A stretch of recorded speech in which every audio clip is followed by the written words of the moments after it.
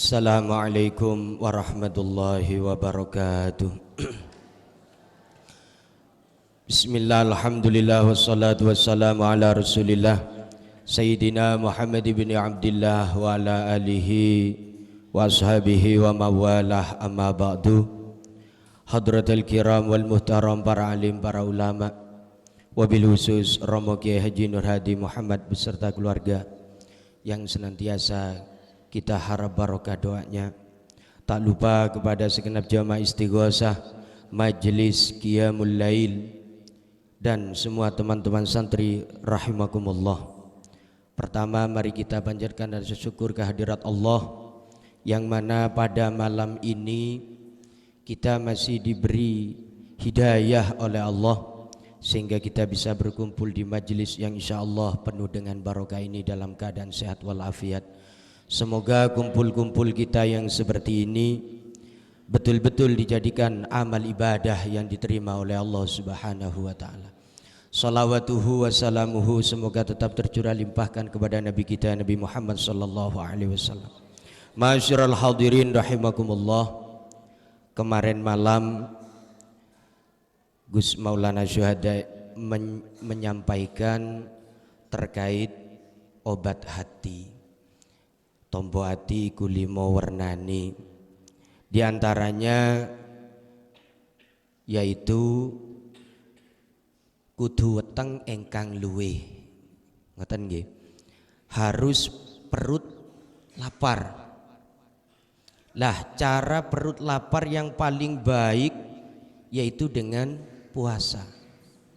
Puasa ini merupakan satu-satunya ibadah yang paling istimewa oleh Allah Subhanahu wa taala daripada ibadah-ibadah yang lain. Ketimbang sholat, ketimbang zakat, ketimbang yang lain lah pokok. Yang paling utama adalah puasa.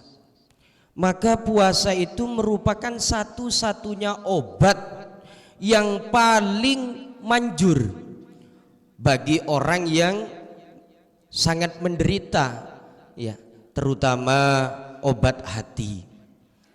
Tentunya kalau yang namanya obat, kita tahu kalau kita sakit gigi, contoh, obat itu tidak cukup kita minum satu kali, tentunya harus berkali-kali. Ya jarang orang minum obat sekarang langsung sembuh itu, ya jarang. Apalagi penyakitnya kayak teman-teman santri, penyakit gatal-gatal. Tidak cukup itu minum obat 1 minggu, kadang setahun masih belum sembuh. Telo tobuk nginum pil nih. Tapi pingin sembuh ya terus. Kadang suntik aja telo bongkong, telo murmur. Ya.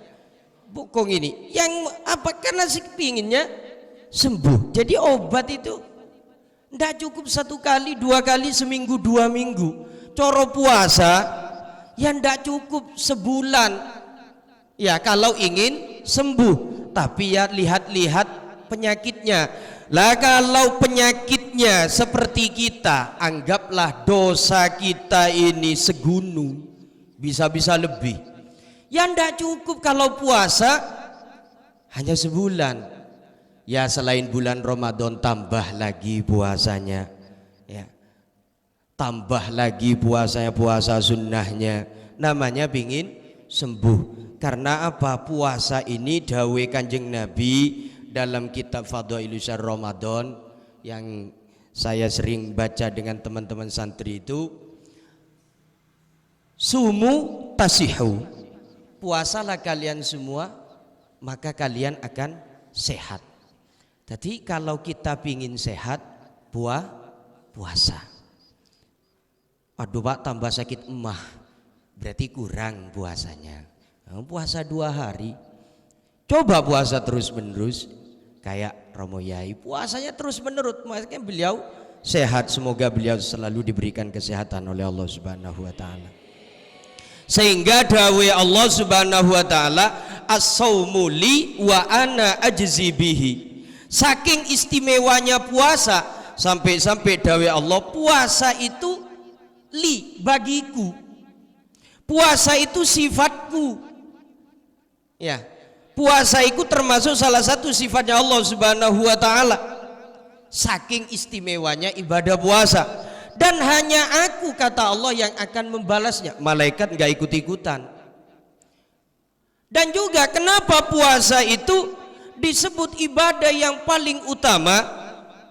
Di dalam kitab ini disebutkan puasa itu satu-satunya ibadah yang jauh dari riya. Berbeda dengan ibadah-ibadah yang lain. Salat ini melibatkan anggota, kalau puasa tidak. Zakat melibatkan anggota tubuh, puasa tidak. Dzikir melibatkan anggota, puasa tidak. Makanya puasa itu satu-satunya ibadah yang aman dari penyakit riya, penyakit pamer. Kalau sholat bisa saja kita sukma khusyuk, ya, zikir bisa saja kita itu memejamkan mata seakan-akan khusyuk. Alasannya dalam hati pamer supaya dipuji, dipuja oleh orang. Dikatakan, cek khusyuk sholati, cek khusyuk dzikiri. Nah, karena melibatkan anggota tubuh. Coba kalau puasa mau riya gimana? Mau pamer gimana? Yang tahu dia puasa atau tidak adalah orang yang puasa dengan Allah Subhanahu wa taala. Lainnya orang yang tidak puasa nggak tahu. Kamu puasa apa enggak? Nggak tahu. Saya bilang, ya saya puasa, padahal tadi udah makan. Jadi nggak ketemu perbedaan antara orang yang puasa dan orang yang tidak puasa itu. Orang yang tidak puasa ya bisa saja berlagak lemes. Orang yang puasa juga lemes ya bisa. Sehingga jarang ketahuan. Beda dengan zikir, beda dengan sholat, beda dengan zakat, karena melibatkan anggota tubuh. Kalau puasa tidak. Maka dari itu hanya Allah lah Subhanahu wa ta'ala yang akan membalas pahala daripada puasa tersebut. Masyarul hadirin rahimakumullah. Lantas kenapa kita kok diwajibkan berpuasa? Dalam setahun kenapa kok kita diwajibkan berpuasa oleh Allah? Tujuannya apa? Nah, maka kita harus tahu tujuan kita puasa ini agar bagaimana. Kalau nggak tahu tujuannya, ya buat apa puasa?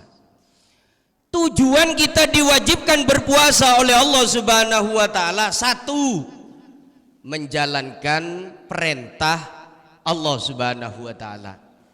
Kan gitu nggih?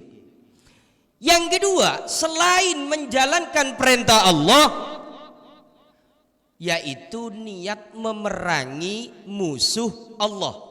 Siapa itu? Adullah, setan. Niat memerangi setan. Jadi puasa sebulan ini kita perang. Makanya keluar dari bulan puasa disebut hari kemenangan. Sampean menang apa enggak ini besok ini kalau udah hari raya? Apa kalah sekarang? Nah gitu. Niat memerangi musuh Allah yaitu setan. Setan itu bisa melumpuhkan manusia lewat nafsu, yakni syahwat. Lewat syahwat kita diciptakan oleh Allah Subhanahu wa ta'ala dalam dua kriteria. Yang pertama kita diberi akal, yang kedua kita diberi nafsu. Kalau tidak ada salah satunya bukan manusia. Malaikat. Malaikat enggak diberi nafsu. Terus hewan ada nafsu tok, enggak ada akal. Kan ngoten. Makanya makan tok, tidur tok. Makanya enggak ada ceritanya sapi masuk surga. Meskipun dia udah dikorbankan beberapa kali. Yang ada itu manusia, tapi manusia di balik kelemahannya ada nafsu. Ya, jadi setan itu bisa melemahkan manusia, melumpuhkan manusia, bisa menggoda manusia lewat nafsu. Kita sehingga bisa makan, bisa senang pada lawan jenis, ya bisa tidur suka tidur, suka makan, bisa minum dan lain sebagainya lantaran kita punya nafsu. Lah, kalau nafsu itu dawe Kanjeng Nabi, kalau nafsu itu kita kalahkan, maka setan itu enggak akan bisa untuk melumpuhkan kita. Caranya bagaimana? Puasa, taklilul akli, dengan cara sedikit makan. Yakni gampangannya puasa lah. Saya ingin tahu kalau orang sudah perutnya lapar.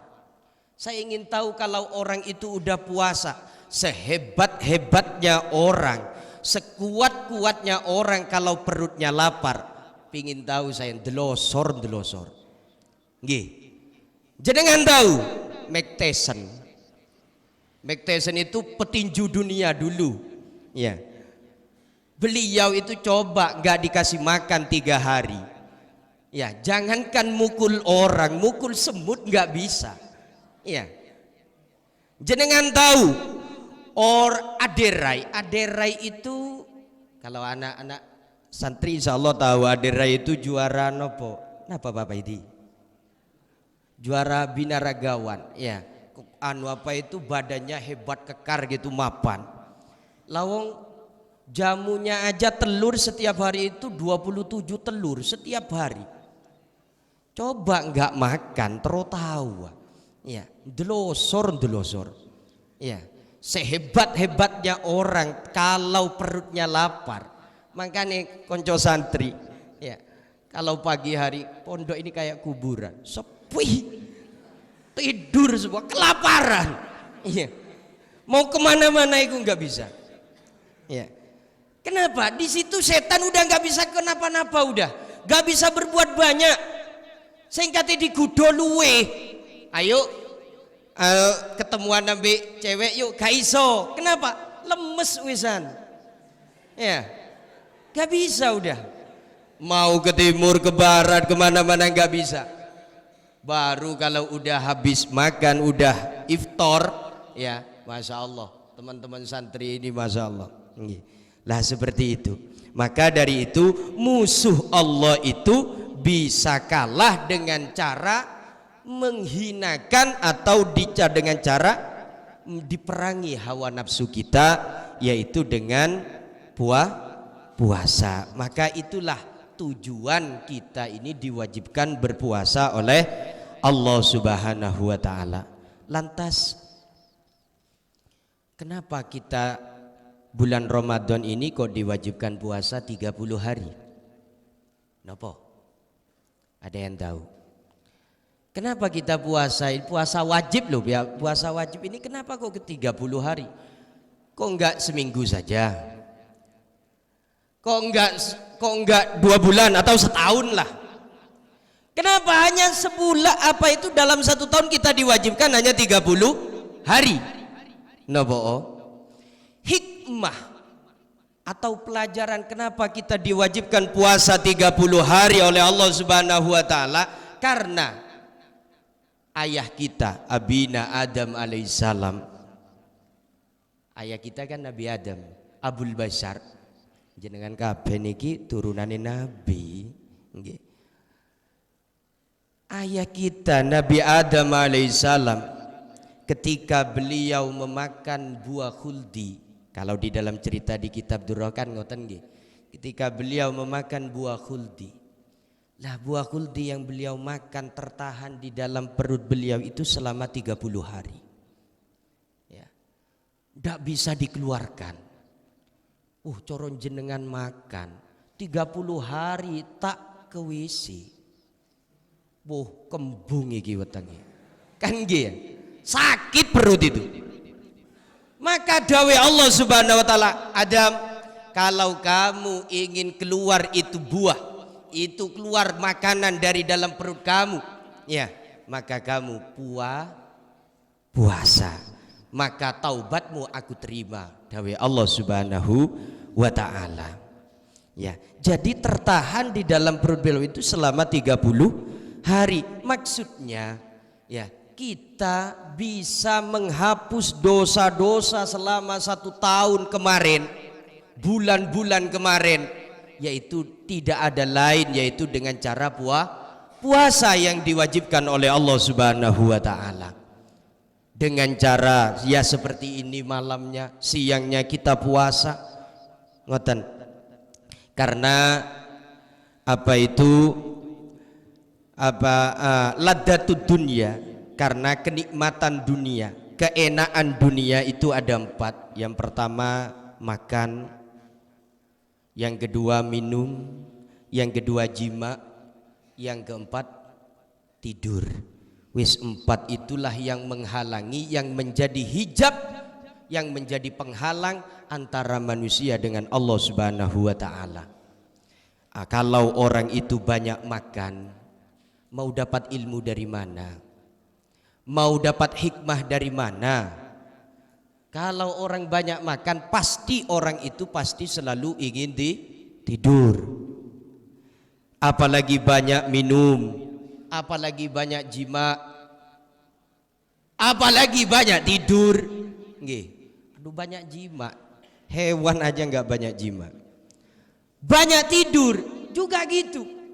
Itulah 4 kenikmatan dunia yang menjadi hijab, yang menjadi penghalang antara hamba dengan Allah Subhanahu wa taala. Itu maka dari itu umatnya Nabi Adam dan umat-umat setelah Nabi Adam, umatnya nabi-nabi setelah Nabi Adam itu diwajibkan puasa itu 30 hari 30 malam. Sebulan penuh gak boleh makan. Tapi khusus umatnya Kanjeng Nabi puasanya hanya separuh hari, mulai dari subuh sampai terbenamnya matahari. Ini merupakan salah satu anugerah Allah Subhanahu wa taala kepada umatnya Kanjeng Nabi. Lawang diwajibkan puasa setengah hari aja, kita umatnya Kanjeng Nabi ini apa ya? Jengaja pasen ya. Seandainya nggak wajib, ya mungkin banyak yang tidak puasa. Berhubung wajib, lawang ini aja diwajibkan aja, yo masih banyak yang nggak puasa. Apalagi tidak diwajibkan. Poso Senin, Kemis, Rajab, Sa'ban, udah nggak peduli, tinggal puasa Ramadan saja. Itu aja puasa Ramadan awalan wa akhiron, tanggal 1 dan tanggal 30 saja. Lah, masyarul hadirin rahimakumullah, ini yang dapat kami sampaikan tidak banyak terkait apa itu puasa. Lantas kenapa kita diwajibkan puasa? Lantas kenapa kok kita diwajibkan puasa 30 hari? Kurang lebihnya mohon maaf. Kami akhiri. Wassalamualaikum warahmatullahi wabarakatuh.